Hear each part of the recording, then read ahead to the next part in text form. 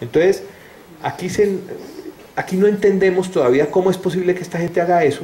Ellos tampoco entienden, y uno con lo del mal llamado chamán, porque este señor nunca se autodenominó chamán, el campesino que detenía la lluvia, él caía como en un poco, cayó a veces en la trampa como de tratar de explicar desde la racionalidad occidental, y entonces era una cosa muy desafortunada. Pero me acuerdo que el entonces vicefiscal general una vez salió y dijo, este señor yo lo voy a citar a conminar para que declare las circunstancias de tiempo, lugar y modo en que logra detener las nubes. Y yo por Twitter decía, ¿y por qué no cita al cardenal para que explique las circunstancias de tiempo, lugar y modo en que convierte el vino en sangre de Cristo? ¿Y por qué no le hacen una prueba hematológica al vino a ver qué tipo sanguíneo tenía Cristo? O sea, son cosas que no se pueden explicar. Y lo único que yo atino a medio intuir es que si nosotros tenemos en el cerebro 100.000 millones de neuronas, y todas esas 100.000 millones de neuronas conectadas entre sí con todas, formando una complejísima red que además es todo el cuerpo humano. O sea, nosotros pensamos, tenemos casi tantas neuronas en el intestino como en el cerebro, por ejemplo. O sea, nosotros pensamos realmente con todo el cuerpo y todo eso está interconectado.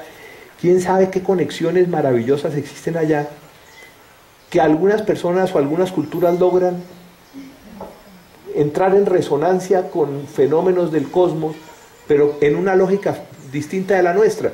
Yo, cuando voy a Washington, que no he ido muchas veces, pero ahora estoy yendo con alguna frecuencia, siempre voy al Museo de Aire y del Espacio. Para mí eso es una meca absoluta. Y voy y miro la cápsula del Apolo 11. Y la cápsula del Apolo 11, que fue la primera que llevó a alguien a la Luna, tenía un computador, ese sí, todavía menos poderoso que el que compramos en el CEN de Popayán. Eso era como subir un Jeep Waz a la Luna con un ábaco, y una cosa muy linda, porque los astronautas llevaban regle cálculo, y yo heredé de mi abuelo una regle cálculo de madera lindísima, y después una Coifel, una regle cálculo lindísima, igual a la que los astronautas tenían en esa época, y con regle cálculo calculaban cosas y todo. Entonces, para mí es una maravilla. Bueno, y pensar que, digamos, la física newtoniana nos llevó a la Luna en esas condiciones, pero a lo mejor con esa otra lógica, no solamente habríamos llegado a la Luna, sino que nos daríamos cuenta de que ya estamos en las estrellas. Carl Sagan tiene una cosa muy linda. Aquí no tengo una ventana, pero imagínense ustedes que este es el vidrio de una ventana.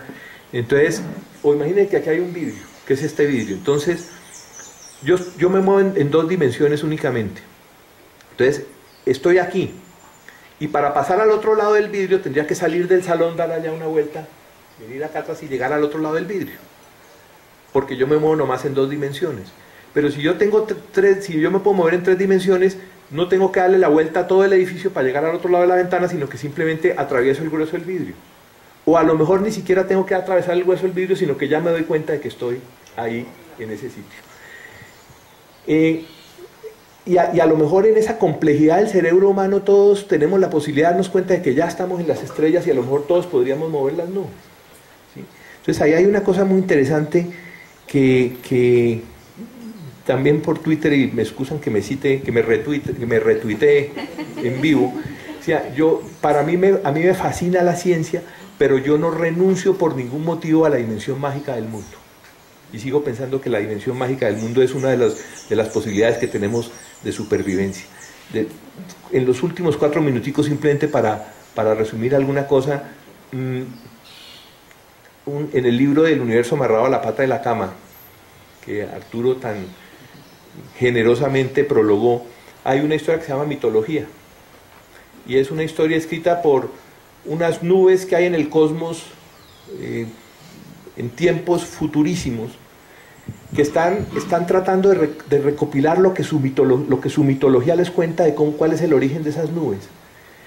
Y entonces ellas se acuerdan que hace muchísimo tiempo, cuenta la mitología, que tuvieron unos remotísimos antepasados que se llamaban a sí mismos seres humanos, que crearon una cosa que se llamaba computadores, y que comenzaron en inglés diríamos download, comenzaron a descargarse en esos cerebros artificiales. Esos cerebros artificiales fueron digamos, recogiendo todo el conocimiento humano con una capacidad de procesamiento muchísimo más grande que el de sus antepasados humanos, llegaron a pensar realmente, a desarrollar la capacidad de pensar.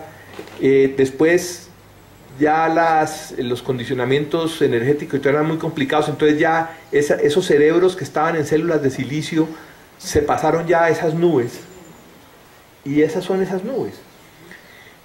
Pero como han ido recuperando la mitología, dicen, esos antepasados remotísimos nuestros que se llamaban seres humanos tenían una cosa que se llamaba cuerpo, y ese cuerpo les permitía hacer una cosa que se llamaba la lujuria, y eso sí no hemos logrado todavía imitar esa vaina, y estamos pensando cómo lograremos recuperar esa cosa que parecía tan chévere que era la lujuria.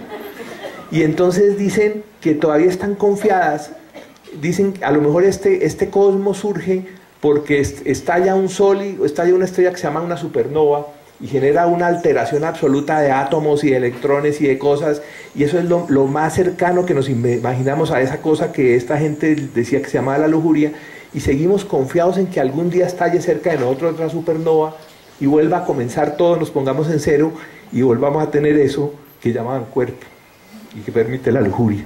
Muchas gracias.